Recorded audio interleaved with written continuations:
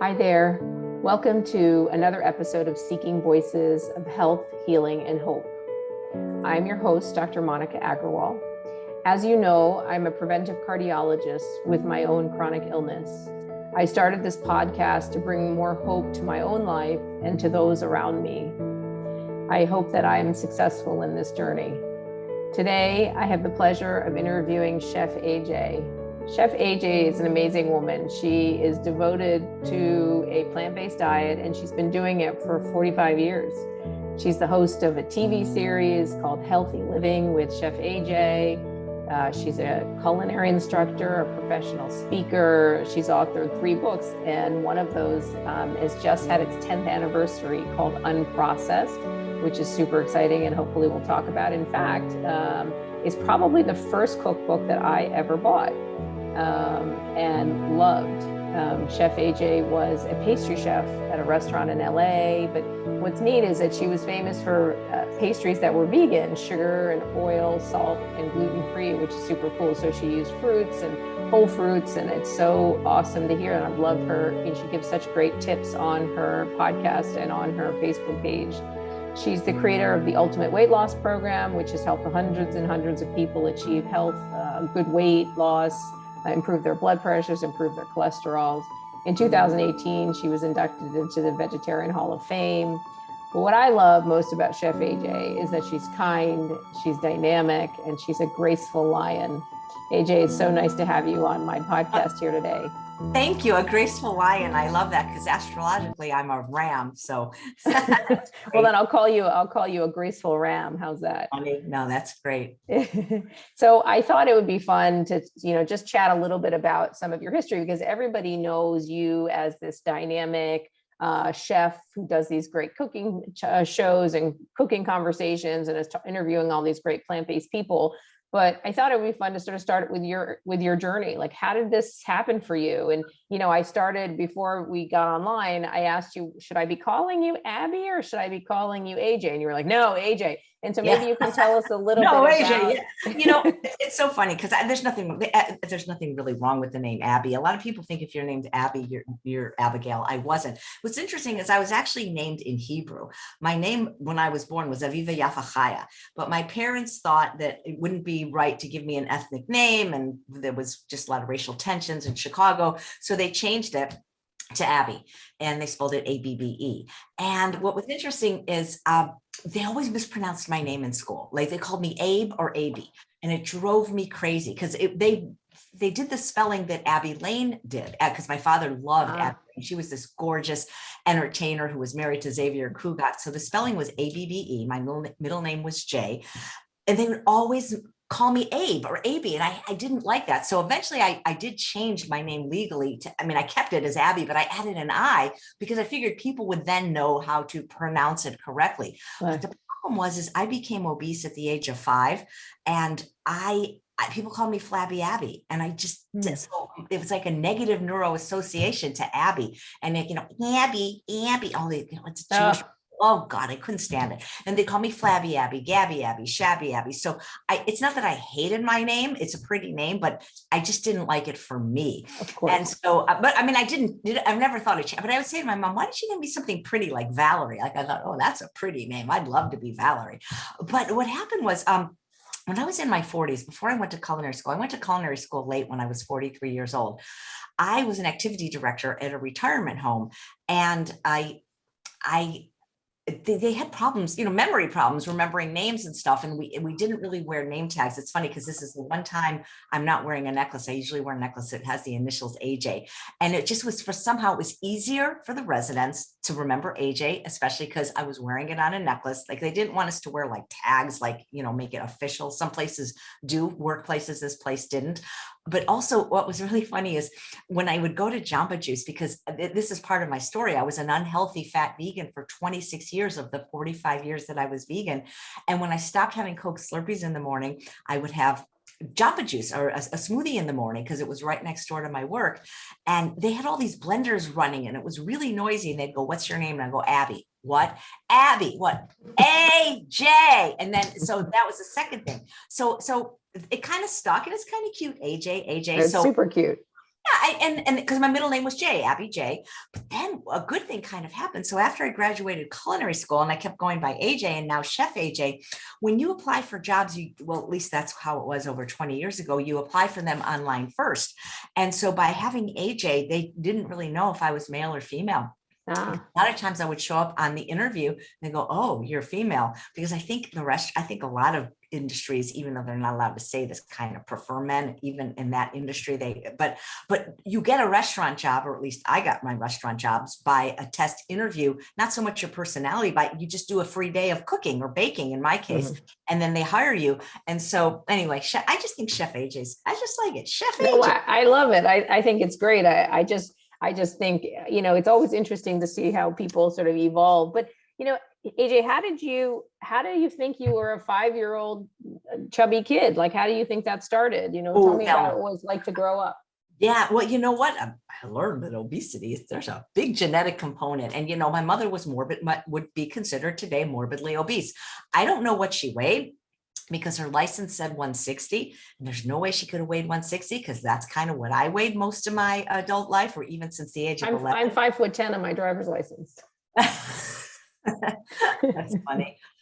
That's funny. I love it. Oh, it's so funny, because when I lost weight, I went to the DMV and asked for a new license because, I had put I'd always lied about my weight, made it less, but now I really was less, and even less than the lie. And so the lady said, I've worked at the DMV for 30 years. I've never seen anybody change their weight in the other direction. Oh, wow. It's kind of funny. So now I really, for the last 10 years, have weighed what my license says. Isn't that cool? That is very cool. And the fact that it hasn't changed is pretty fabulous. I mean, you're able to maintain that weight, and, you're a healthy weight, and that's super important. So your mom was overweight, and really, she was obese. I would guess she was 300 pounds. And I also had one brother that I'm not that great at guessing people's weight, but they were morbidly obese, just really super, super heavy. And my dad was of normal weight, but, having even one parent that's that heavy does predispose you. But as we know, genetics just loads the gun. It's your diet and lifestyle that pulls the trigger. So I was already, like I said, at the age of 11, I was not 5 feet tall, and I weighed 160. So that's already obesity. And I don't think I ate any different or worse than anybody else. I ate like everybody else. There was a lot of processed food in the 60s. I remember going to junior high when I was 11 years old. I was 1 year younger than everybody else because I had skipped the 4th grade. And I remember we had a student store, and my aunt, she was my legal guardian. She would give me $1 every day for lunch, where you could go buy whatever you wanted in the cafeteria. I think they had like a scoop of mashed potatoes and gravy. It was like 10 cents, and maybe pizza and hamburgers were 25 cents. Not me. I went to the student store because candy was only 5 cents. I could get like 20 candy bars for $1. And I don't know if I always bought 20, but I mean, the Abba Zaba. Oh God, I love this thing called the Triple Decker by Nestle. It was a candy bar. The bottom layer was dark chocolate. The middle layer was white chocolate. The top layer was milk chocolate. And I just love that. So yeah, I think I ate probably more crap than other people, but it was the same crap. You know what I mean? I mean, it's not like, it's not like the other 11-year-olds in my sphere were eating healthy, Sure. So do you think that you were, do you remember if you were hiding your habits, or everybody sort of knew about it and it was like no big deal? I don't think so. I don't believe I was at the time, it's funny because the aunt that I lived with, she was Swiss, and one of their after school snacks, they used to eat bread and chocolate. Like, they would make sandwiches. Yeah. Or they would take like Nestle Crunch bars and put them in white bread. And, the thing is it's not that my aunt didn't make healthy food, because her mother lived with her, and they were Swiss, actually French Swiss. And she was a cordon bleu chef. So she cooked from scratch every night. It was a little bit richer. It was French food. So there was a lot of butter and cheese, but none of them were overweight. It's just, it just was what it was. And, it was interesting, because if I was that age today, I don't think anybody would like really point their finger at me, because most people are overweight, even children today, unfortunately. But in the 60s, I remember looking back at my classroom photos, the ones that I have that weren't destroyed in the earthquake when I lived in Southern California. They'd have these panoramic pictures of like, all the grades. And I was the only fat kid there, but I think it's not like that. We didn't really have bullies back then, thank God. So I wasn't like teased in that way. But also, luckily, I was really smart and I was always teacher's pet and I was always class clown. So it wasn't, other than the fact that I didn't get asked to my senior prom, the weight was not like a big issue, because it was what it was, as they say.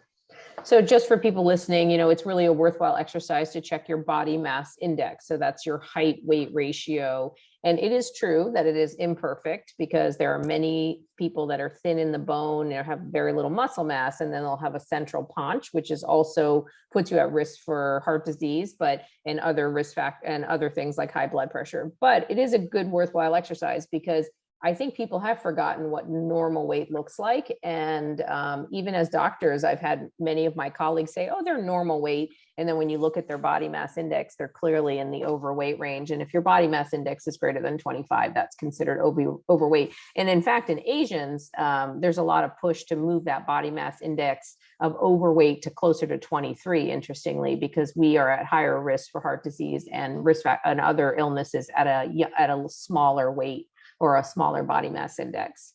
So, okay, so now I'm curious. So it wasn't such an issue for you growing up. So what made you change? Why does one change in their 20s, or what was it? Well, let me just say, it wasn't not an issue.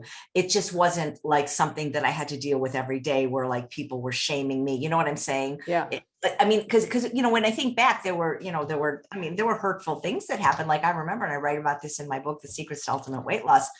I remember distinctly when I was 6 years old. Back then, what was kind of cool about the 60s is doctors actually made house calls. Like if you were sick, they would come to your house. Yeah. But my doctor was my grandfather and my uncle, because they were my doctors. But interestingly enough, when I was 6 years old, I got a really bad flu, like 105 fever, and they were both away at a medical convention. And so we got a doctor to come to the house. I had a cousin that's 4 years older than me named Betsy, who was, as big as a minute. And so her doctor, and I still remember his name, Dr. Charles Goldenberg, he came to my house up on the second floor in Chicago. I'm under the covers shivering. And then he opens the covers and he looks at me and he goes, oh my God, her leg is the size of Betsy. So in other words, like as a 6-year-old, I have this man saying to me, obviously, that I'm fat, that the size of my, so I remember stuff. Horrible. Yeah. So it wasn't hurtful, but understand, like my mom was fat. So like, she's not going to be calling me fat. Right. And luckily teachers didn't. But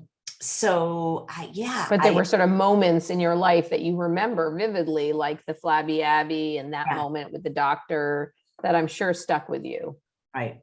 I remember a doctor saying to me when I was 11, though, this is interesting, because I really didn't know what I weighed until I was 11. And the reason I know what I weighed at 11 is because I moved from Chicago to California, and my parents had stayed behind because it was very difficult at that time to sell houses, and there was a lot of racial tensions and it wasn't safe. And so my sister and I went to live with an aunt and uncle. He was actually a medical doctor. And the reason I know what I weigh then is because like to transfer to schools, like you had to get a physical, like, these were things that were on the form. And I remember the doctor saying to me at 11, he goes, even before he weighed me, he goes, if he something like, he basically kind of said, you're so fat, you could probably go a whole week without eating and it wouldn't hurt you. And like that stuck with me because I actually became anorexic when I was 14. And he also said, for every pound you're less than 160, I'll donate money to your favorite charity. And there I was at age 11, and I really was 160. And like I said, I wasn't my full adult height yet. So, things like that, they kind of hurtful. Yeah. But it really does.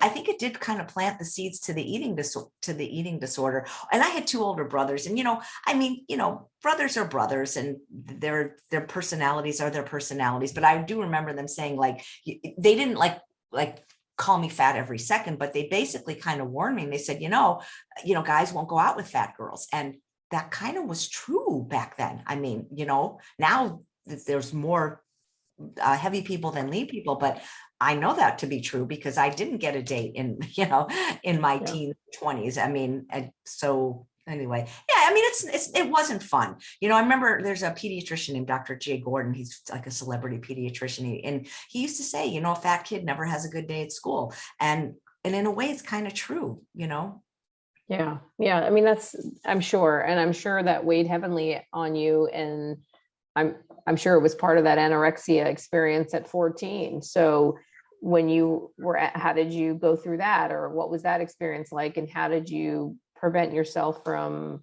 and how long did that last? And were you able to overcome that?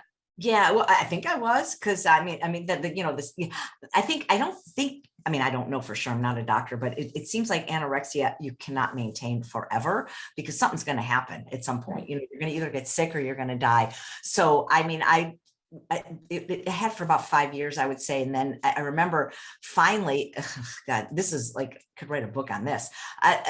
They did not have I don't even know if they have very good treatment for it today, but in the 70s, basically they put you in a mental hospital. Like that's what they did because they considered it a mental diagnosis. So instead of putting you in a hospital with other people with the same disorder, you were with people of all kinds of mental illnesses. I remember like there was an arsonist in there, and like, how is it helpful to either of us? Like, how is it helpful to him to be with me? You know what I'm trying to say? I'm not, and so it was pretty scary, by the way. And basically the way that the hospital that I was at was basically either you eat or we put a tube down your throat. And so it was like, so this was like a live-in experience for you. You had to stay there for a few months or something like that. For 3 months until you got to a weight that they figured you were safe. And so there was really no real treatment to speak of other than you gain weight and you're fine. No, it's not about the weight anyway. But so the problem is I became vegan at 17 for ethical reasons. And so, as you know, your doctor, the food in hospitals is not the healthiest food in the world, unless you go to Lebanon and go to that one hospital where they only serve you vegan food that's healthy. And so, University of Florida has a plant-based menu. Oh my God, that's fantastic. Yeah, it's 100% plant-based. Then if I ever get sick, I'm going to Lebanon or to to Gainesville, Florida. Those are my only two options, unless they built something here. Adventist hospitals, a little bit of vegan food here and there.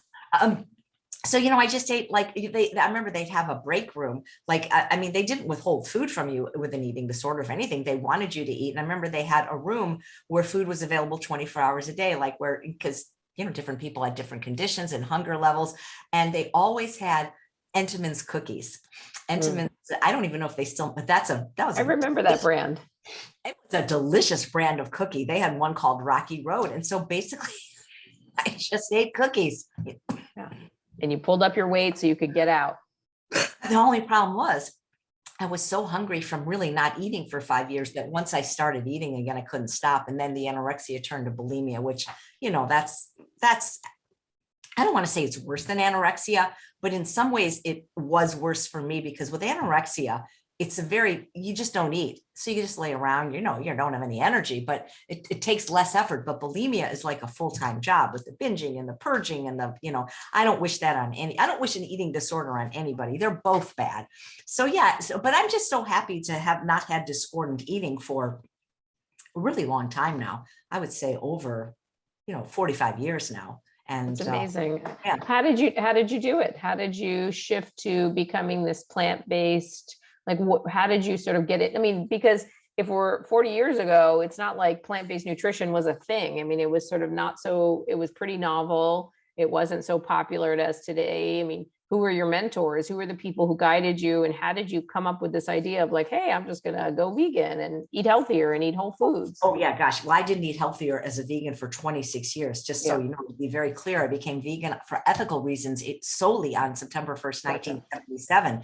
It wasn't until 2003, I can remember these dates, July 6th, where I really started eating a health promoting vegan diet. I was just vegan for ethical reasons. And I stayed obese as a vegan those 26 years because I just You to were a me, junk food vegan, yeah. oh my God, Coke, Slurpees, Dr. Pepper, any kind of, I wasn't really a chip or a fry person. I'm more of a sweet person then I was a sweet person. It's funny because now I'm a savory person, but that, refined carbohydrates, kind of that kind of thing. And when I developed precancerous polyps in my sigmoid colon at the age of almost 43, when I was bleeding, they wanted to actually do real surgery because they couldn't remove them during the colonoscopy because of the state of ill health or disarray of my colon. Even with the prep, they couldn't get what was called a clean shot. And I am definitely, I think one of the reasons I stay vegan and I stay healthy and take care of my teeth too, is because I'm so afraid of you guys. I am really, I really do believe I have a clinical condition. I am afraid of doctors, procedures.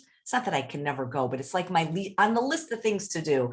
Going to a doctor or a dentist is like number one. Going to a funeral is number two. That tells you how much I want to avoid any kind of, that's why when people say, oh, if you had plastic surgery, I'm like, if you only knew that until the age of 40, I went to a pedodontist. I couldn't even go to the dentist until the age of 60. I had to have nitrous oxide just to get my teeth clean. When people accuse me of having plastic surgery, if they knew how scared I was of every pill, potion, procedure, if they really knew that, they would know that that's not a possibility. So when they said, we're going to have to like do surgery on you, like on my colon. And I remember my uncle had his colon, 80% of it removed. And I remember visiting the hospital. He did not look very good for a very long time. And, a lot of colon cancer and deaths from colon cancer in my family.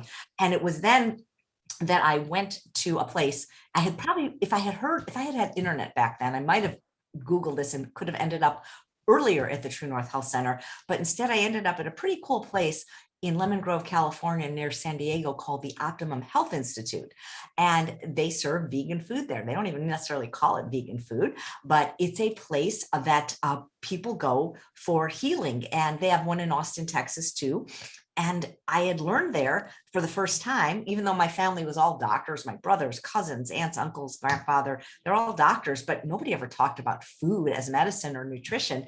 And here they're talking about how food had the power to either heal you or kill you, basically, that every bite of food moves you towards health or disease. And that even though as a vegan of 26 years, I wasn't eating any meat, fish, fowl, eggs, dairy products, that everything else in my diet, sugar, oil, salt, caffeine, flour, was basically inflammatory. And that for disease to exist in the human body, there has to be inflammation. And I wasn't really eating any anti-inflammatory foods like fruits and vegetables. So at the Optimum Health Institute, the food was raw. They gave you fruits, vegetables. There was no sugar, oil, salt, flour, alcohol, no caffeine. I mean, honestly, it didn't taste very good. That's how I became Chef AJ, because what happened is, I hope nobody's watching, because the Optimum Health Institute is great, but the food tastes terrible, really, really bad, except for the watermelon. They give you these little scoop of something called seed cheese. That was my favorite thing, because that was the only source of caloric creamy. Yeah, it was basically fermented sesame seeds and sunflower seeds, and a lot of people hated it, but my body sensed that was the only calories I was going to get. So I actually kind of liked this little thing that they would make. But anyway, it was a marvelous experience. There were people there from all over the world, famous entertainers trying to drop weight, football players needing to drop weight, people from their profession, but also people that were really sick with cancer, lupus, Lyme's disease, all kinds of things. And every Friday they would give testimonials how adopting this diet and lifestyle and they healed.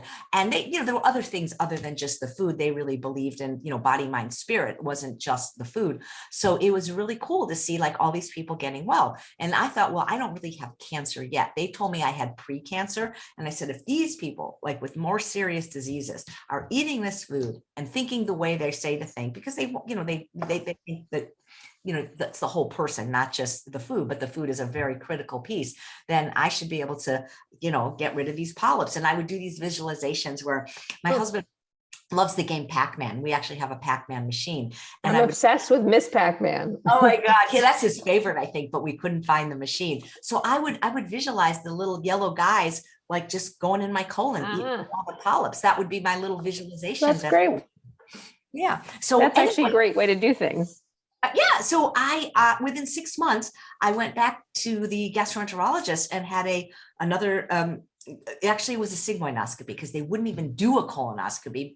Like I had an HMO at the time and it was like, please, I know something's wrong. And they said that all my polyps were gone. And they even accused me of having had surgery outside the network, which is of course ludicrous. If you know that I can barely even go to the dentist, I would not do that. So yeah, it was pretty cool. So I switched from a junk food vegan diet to a health promoting vegan diet. I wasn't able to stay I'm raw. I admire the people that can. I was always cold when I was raw. I couldn't sleep at all because being raw gives you so much energy. I understand why people like it, but I really do need the cooked starches from my dosha, if you will. So, having things like rice and sweet potatoes, those are very good for me. And so that's how it started. I mean, I love it. I love it. And what I'm always amazed at, because 40 years ago there were people dabbling in sort of vegetarianism for sure.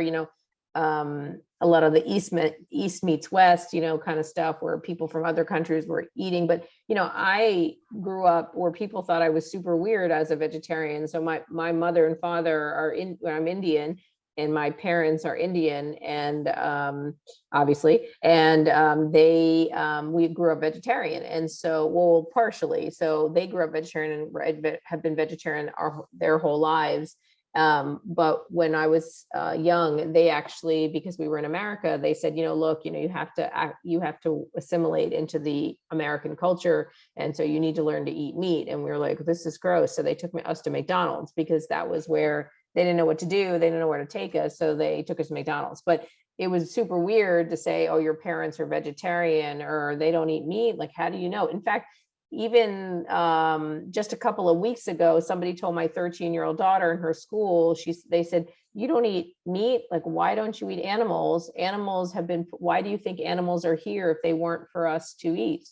And that was like a couple of weeks ago, and I was floored by that comment. And so it's not super common to eat vegetarian or to not eat animal products. And so for you to have gone through that process that, so many years ago is really neat and admirable for sure. And certainly your history of sort of not being healthy and is certainly, obviously, all those things build up. I was reading a quote by FDR that somebody I know I adore is Tatiana McFadden, and she posted today something about how the road, an FDR quote, which is a smooth ocean makes no experts, or something like that. And I thought about that a lot because that's similar to what you have gone through. Like, I don't think that you I mean, who knows, but you may not have become the person you are today if you hadn't gone through that process of being a junk food vegan, having the colonoscopy, and you may not be the person you are today. I mean, it's shaped you. It's shaped how you are, and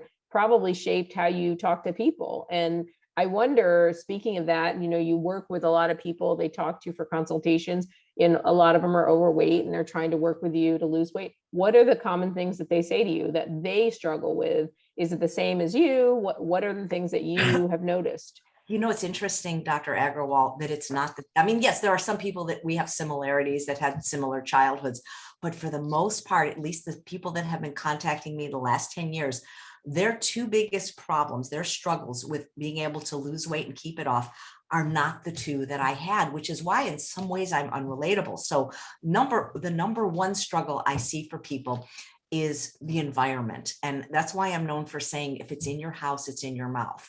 And they are either unable, I don't believe they are unable, because I believe that this can be negotiated, but they're unwilling to clean up their physical environment and get rid of the trigger foods, the crap foods, the addictive foods for them, because often they're agreeable people that are married to people that are less agreeable or that are also food addicts or children like that. And so they're never able to live in a clean environment. So these addictive foods are always banging on their brain saying, eat me, eat me, eat me.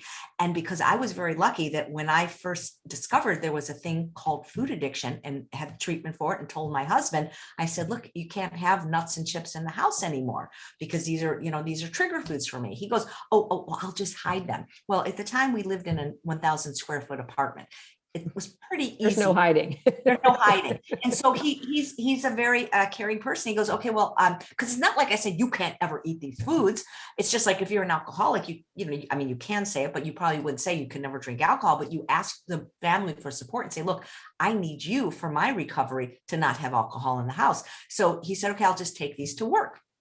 So the problem that I see in most people was not a problem for me. And the second problem I see in a lot of people, and this is hard, even for people that aren't overweight, that just are trying to stay vegan, is that the social pressure, the social forces of people don't like to feel different.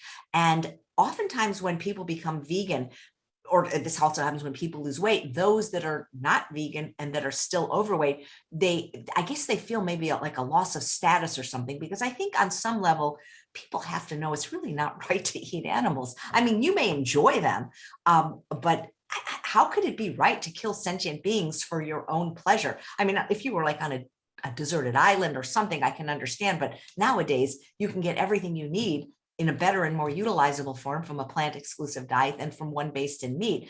And so I think what happens is, because they become vegan or plant-based or plant exclusive, whatever you want to call it, for reasons of health, environmental concern, or animal welfare, or any combination of the three, and their friends are not. And so they feel very uncomfortable because they're in situations where, oh, but I made it just for you, you know, and so it may have dairy in it, it may have eggs, but they're not able to stand up for themselves, just like they're not able to stand up for themselves in insisting on a clean environment. So those are the two things I see in most people, and I don't know how to fix it for them. I suggest that they have a consultation with a psychologist like Dr. Doug Lisle, who wrote The Pleasure Trap. He helps people negotiate these things based on their personality, but that's actually what I see the most. Yeah. Well, I think that the first one for sure that I hear, well, I have kids at home is a very common one, and they like to eat this way, or my husband isn't interested in changing. And so similar to what you hear, I had that a lot, but a lot of times people will say, especially sort of women who have younger children will say, my kids need these foods, or they won't eat if I don't feed them mac and cheese or whatever, a chicken sandwich or whatever. And so I do find that interesting, because I often tell people the answer to that is, well, you're the mom, you're the cook usually, and not to say that men aren't cooking, but usually you're the one doing the grocery shopping. I mean, I work full time, but I do value my jobs as a mom too, and I do the grocery shopping. I do the bulk of it, and and so what I bring in the house is what's in the house. And so I feel like that's some of the control that we as women need to remember that we have, is that we bring the food in the house so much of the time, we do the cooking much of the time, we get to choose. And like I told my son at 9, people have heard this story before, because Mama, I don't like kale. And I said, honey, I love you, but I don't care. And so it's sort of one of those things where you just kind of have to, you kind of have to tough it out, but it does take a lot of willpower. And so that's hard. And I think that's a great idea to talk to Doug Lisle and work through some of that food addiction. I do think that people are also pleasers, and they don't like to be the sort of different person in the room. And, when, for instance, I remember somebody did a going away party when I left my practice in Baltimore, and they bought all this lovely food, but nothing was plant-based. And so I literally ate nothing at my going away party. And everybody looked at me like, we bought all these lovely things for you. And it's terrible, right? You feel terrible because they did buy all this stuff for you, but you can't eat it because, everything is, nothing is plant-based. So that struggle is certainly there, but I do find, and I always tell people, like, look, I would eat dirt to stay healthy. And as you know, I have chronic illness, and I am not negotiating on that. And it's not worth it to me to make one person happy or to make some people happy by negotiating that. I just never want to be sick again. And I think that would probably be the same for you. Yeah, absolutely. I think that, like you said, sometimes where you were before is what makes you who you are today. And having gone through illnesses like that, I'm much more diligent than people maybe that haven't experienced those things. So it's not like when people say, oh, isn't it hard to eat the way you eat? No, it's actually harder to be fat and sick, at least from my perspective. Yeah. Yeah, I think that that's a really important comment, that it's harder to be fat and sick. And, you know, it's not that the weight, because somebody asked me recently, and I'm curious what you'd say to this, but somebody asked me recently, is it okay to be overweight and still be healthy, like active? Like, is there, you know, this push towards sort of the new norm of accepting obesity or being overweight as being okay? How do you talk to people about that? Or does anybody, and I'll be happy to share what I said to that person. But how, you know, saying that it's okay to be overweight as long as I'm active, do you think that that's true? Well, okay, I'm not a doctor, but I will tell you that for the last 5 years, I hosted what's called the Truth About Weight Loss Summit. And I interviewed now probably close to 200 doctors. And what the medical doctors say, especially the ones that are very staunch and outspoken about this, like Dr. Joel Furman, is that you really can't be, I'm not talking about a few vanity pounds, just so you know, but that you really can't be significantly overweight and healthy. And they gave the reasons about how you have an increased risk of, I think, something like 13 different cancers. And then how, and COVID, I think, has shown us that how difficult it was for people with excess body weight to recover from it, and how they were like, it was a much harder road for them, because there's something about, when I say fat, the actual fat on the body, inflammatory cytokines or things like that. So, Right. you know, I think that people should never be shamed or blamed for their weight, for sure. However, I think at some point people have to take responsibility for what they put in their mouth. And when you change what you put in your mouth, if you're doing it the way that people like Dr. Goldhammer recommends, it's going to be exceedingly, exceedingly difficult to have excess body weight. And I would think that even obesity, for people that are following a truly health promoting diet without the addition of chemicals like sugar, flour, oil, alcohol, salt, and alcohol, they will not find themselves with weight problems. So I always tell people, listen, you can weigh whatever you want. I mean, you know, this is your life. You want to be in the body that suits you the best. I've never had a person lose weight that like said it wasn't worth it, or they weren't happier at a lower weight, because things like, you know, just orthopedically, like people go, well, you don't have to be that skinny, because I was 10 pounds heavier at one point during my weight loss journey, and people said I looked better. But because I have such a compromised knee, and I know I don't want to have surgery, because that's like my goal in life, is to live out my life without having to fix my cataract and fix my knee, because I'm afraid of everything, anesthesia. You know, but every pound overweight is like 5 to 10 pounds of pressure to your knees and your hips, Right. and all these kind of things. So I tell people, do the least restrictive diet that you can do that will give you the results you seek. Not everybody is willing to go, you know, the distance, and that's okay. But don't, you know, it's like, I have a friend, JP, he says, are you fooling yourself or are you fueling yourself? You know, I would tell people, don't give up without a fight, though, because, you know, you can have, I always tell people, I believe you can have the health, both the health and the body that you so richly deserve, but you're going to probably have to change the way you do some things. So Yeah. can you be overweight and healthy? I don't know. I'm not a doctor, but, I think that people should exercise regardless of their weight. And I think people should eat as healthy as they can, regardless of their weight. But I would ask you, if you're overweight, what are you eating? I mean, what are you eating? Because maybe it's not so much the weight that's the problem, but maybe the food that you're eating isn't so healthy. You know what I'm saying? Yeah, that's good. No, I mean, all good, all great. You know, there is some data that says that if you are a little bit overweight and exercise versus somebody who's skinny and who doesn't exercise, that the person who's overweight and exercises is actually healthier. So, and the reason is because of the importance of exercise. And so that's what you should take away from that. But it's exactly right, is that it's what you're putting into your body matters. And so if you're gaining weight because you're eating sugars and you know, animal products, then you're going to have a host of problems, right? You're going to have high blood pressure, high cholesterol, diabetes, and there are so many cancers, as you pointed out, that are associated with obesity. So a real issue. So, you know, one of the things that I struggle with, because I work with a lot of seniors, and seniors tell me that, and this isn't everyone, but many will tell me, I just hate cooking, or I am just alone in my house and I don't like cooking for one. And how do you work with people like that? What do you say to them to kind of work through this? I hate cooking, I don't cook, or I don't love cooking for one. Well, you know, I mean, If you don't like cooking for one, cook for many and invite your neighbors over. What can I tell you? Batch cook. If I was single, I would still cook the same amount of food because I love having food left over. I love having a food that I can freeze and not have to cook all the time. But, you can there's food delivery services now, like what's it called? Little Green Forks and Mama Says, that make oil-free plant-based food delivered fresh to your door. That's something you could consider doing if you really hate cooking. But I mean, get an Instant Pot. It's so easy. Like I make this soup probably at least every couple of weeks.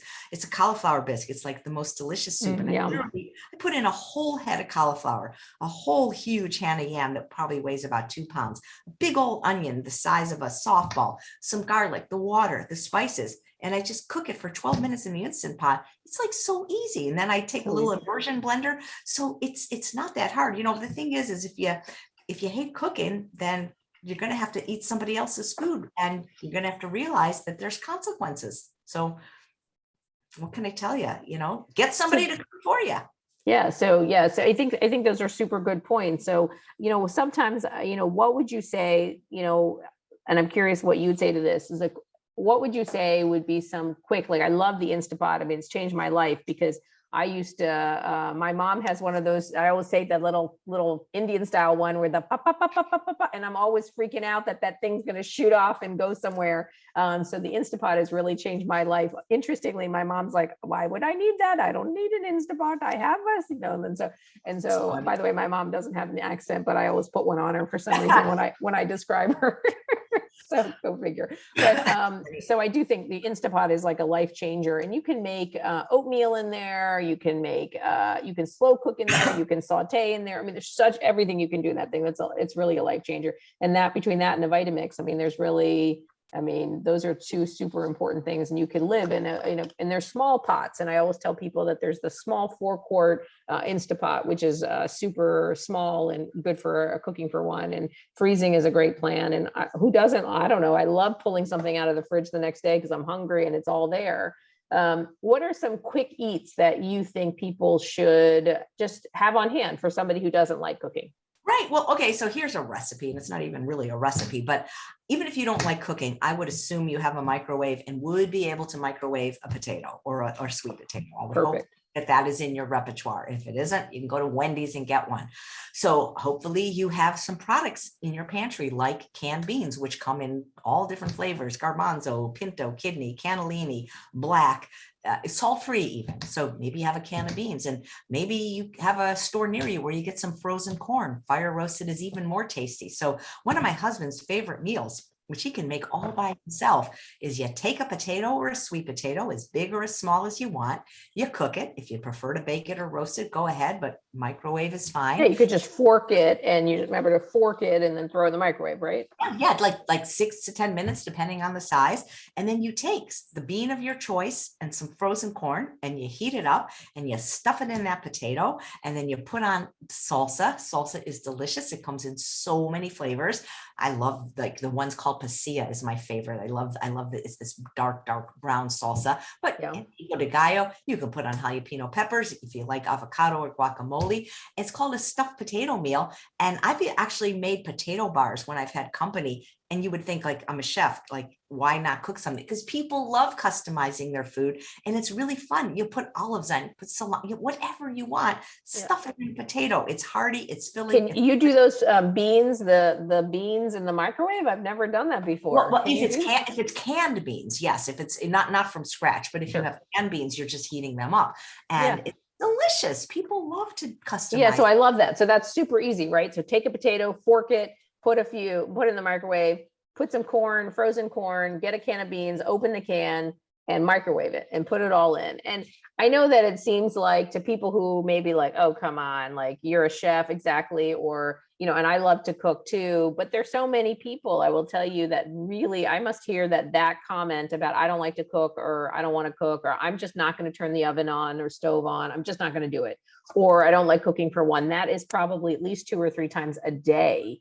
So I do think that it's really important for people to kind of see that there are so many options you can make, even if you don't want to cook so much. Instapot, microwave, potatoes, really good. And then the Vitamix, I mean, you can do so many things in a Vitamix and an immersion blender, and yeah, so many good options. I love that. So and don't discount the new vegan food delivery services. We have some friends that are vegans. They're in their 90s now, and they just don't want to cook anymore. They just don't want to.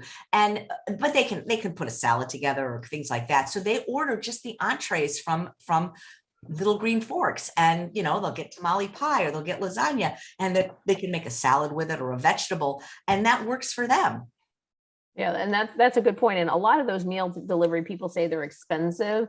And so I usually tell people often the meals for two, especially as we get older, we actually need a lot less food because our metabolism slows down. So, the meals can sort of be, a meal for one or a meal for two can actually outlast you 2 or 3 days. And that's really good. And, if you can do breakfast at home with like your oats, and, I do cold oats, I do hot oats, I do overnight oats. I mean, I do them so many different ways. I do chia seed pudding. And so I feel like all those options are very, very easy. And so people can do that. And salads for lunch. And then if you could do that Instapot kind of meal or the microwave potato, that's a good day, rinse, repeat, and so for people who don't want to cook, rinse, repeat. There's another thing. I mean, again, like people real chefs, like, oh my God, I can't believe you do that. But I'm also a real person who has a real job, and I work. So you are a real chef. Yeah, I know, but I never really cooked like that, because also when I was in the restaurant business, I was a pastry chef. So I never was an executive chef, flambeing and doing all that stuff. But I'm very busy, and the time that I have, I want to spend with family and walking my dog. So one of my other favorite meals, and people are like, oh my God, but I love rice, and I love white rice, and Trader Joe's and Sprouts and Whole Foods, they sell this rice, both white and brown and quinoa, in a bag that you literally microwave for like a mixed rice. Mm-hmm. Yes. And it's 3 minutes, and it's like best rice. It's like literally perfect rice every time. So for 3 minutes, I'm microwaving the rice. I take a bag of organic broccoli from any store you want. Usually they're 12 ounce or 16 ounce. I have a little thing called the Pampered Chef microwave steamer. So in my microwave, everybody's microwave is different, might be a little longer or shorter in yours. It's 4 minutes. So now I've got my steamed broccoli, and then I cut up a few scallions. I put on a few yellow raisins, and I have this balsamic vinegar from California Balsamic that's in a curry flavor. And I call it curry in a hurry.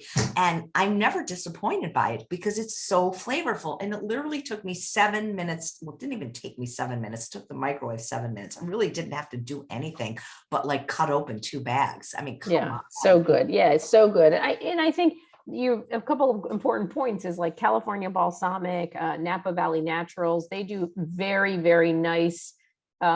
People think they're boutique, but they're not. I mean, they're the balsamic vinegars that California Balsamic makes. Actually, the first time I tried them was when you sent them to me as a sample after I did the podcast, and I've bought them since, and I really, really like California Balsamic because there's so many creative choices, and so sometimes cooking is not about, it doesn't have to be this huge undertaking. It can be getting a few choice items that are flavorful and last in your cupboard. And then the other thing I really like, and you probably don't like because you don't do salt, but I really like the Trader Joe's everything but the bagel. It is so good. Delicious. And it comes salt-free, by the way. Sprouts makes a salt-free one. Oh, I didn't know that. Well, your world.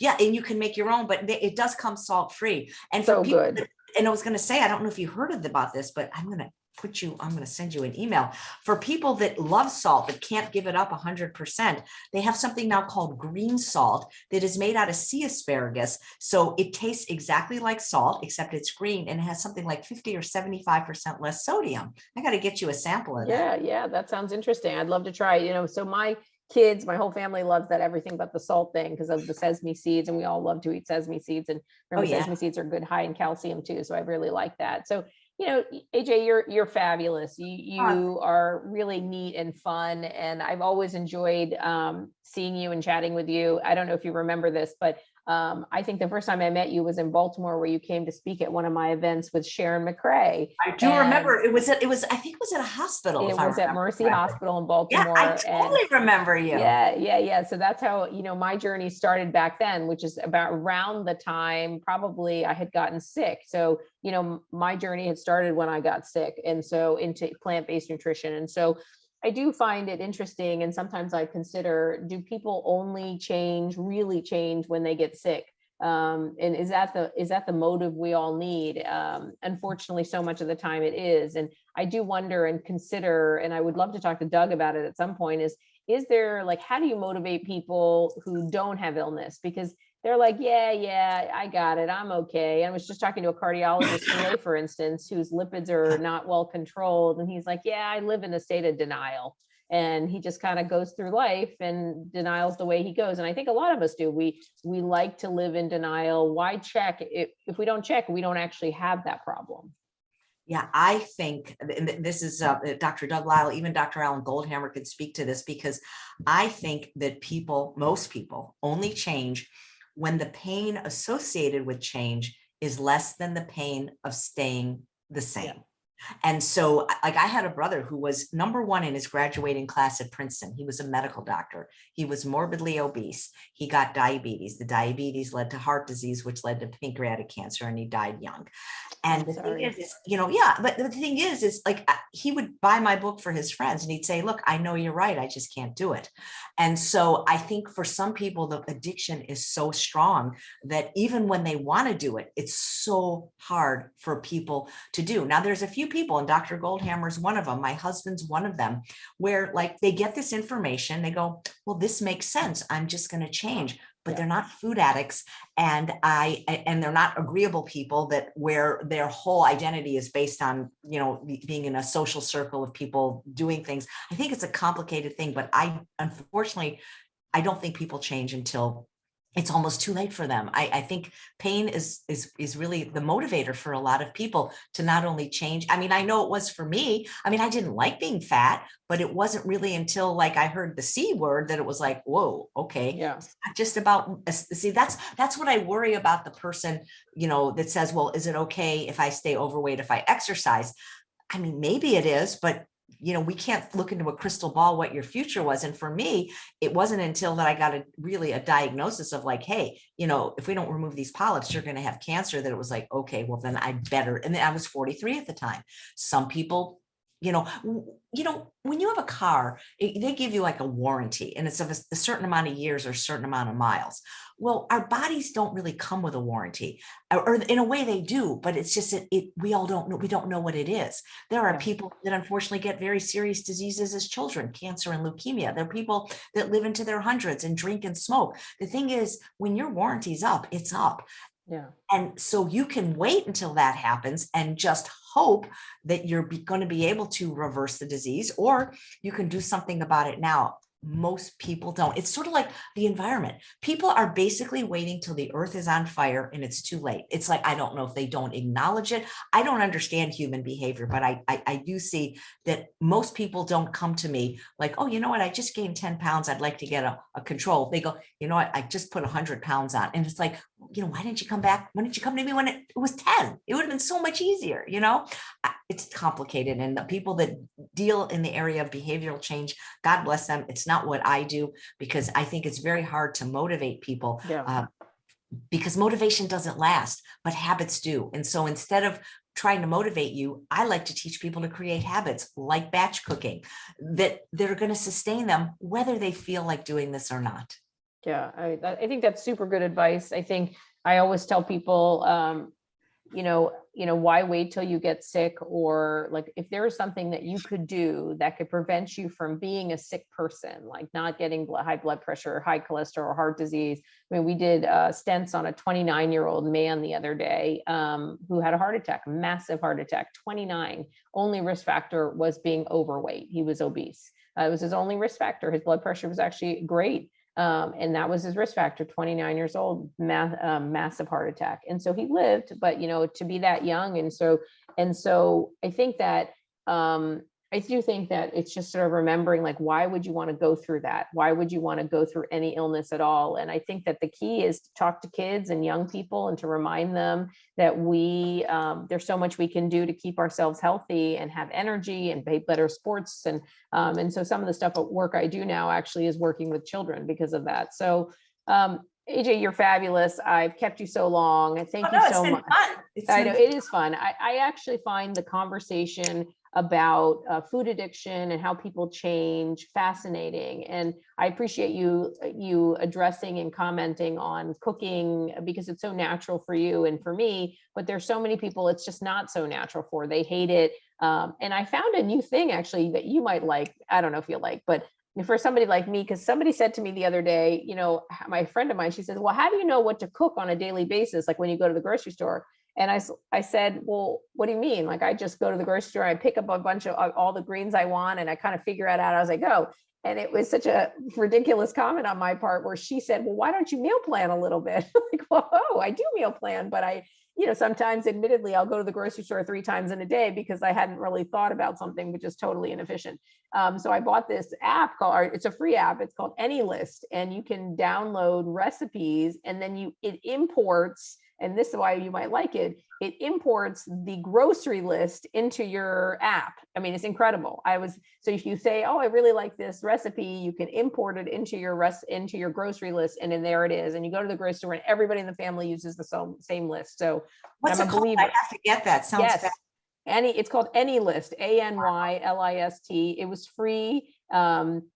And I think you pay $10 if you want the meal planner. But I have to tell you, it's changed my life already, because now the kids don't ask me, Mom, what are we having for a meal? Or when I go to the grocery store, oh, Mom, you didn't buy me this. I really wanted this. And I haven't, but it wasn't on the list. So now we all share the same list. And I love that the recipes, import the groceries. So anyway, that's a little random aside, but thank you so much. I appreciate that. I'm going to get that. That sounds fabulous. It's totally worth it. So AJ, thank you so much. I appreciate so much your time and the work that you do. I think that you're a powerhouse, and I've always been impressed and amazed by you and your energy. And I think I hope more people come to see you and listen to your energy and buy Unprocessed, because it really was the first recipe book that I ever bought in plant-based nutrition. And it's simple recipes. They're so fabulous, and they taste delicious. Like I remember, I think it was the peanut noodle dish that I remember having as my first dish, being like, what? That took no time to make, and it was so good. So just really good choices. So take a look at what Chef AJ is doing. Take a look at her Facebook page, because she has all sorts of great people on her site, and just a great woman who does great work. So thank you so much. And and YouTube. I do a YouTube every single day at 11 a.m. live Pacific time. I've done it for over 2 years, and you've been on a couple of times. Oh, yes. I'm sorry. I should have mentioned that. Yes. Thank you. So it's on Pacific time. You said 11 a.m. Pacific. So that YouTube video, I mean, that is a really great thing, because it's off the cuff. She's dynamic and has all these great speakers on, and sometimes there's chefs on, and they're always doing really neat recipes. So that's super fun. And it's just nice to be part of the group. Like if you're in the Chef AJ team, you're part of this group of people that are excited and frustrated along with you. So you can ask good questions, and you can say, well, I don't really get this, or I don't want to do this. And when you're part of a group of people that are energized, it just pulls you along, even if you don't want to be. So thank you so much. Great to see you. Thank you.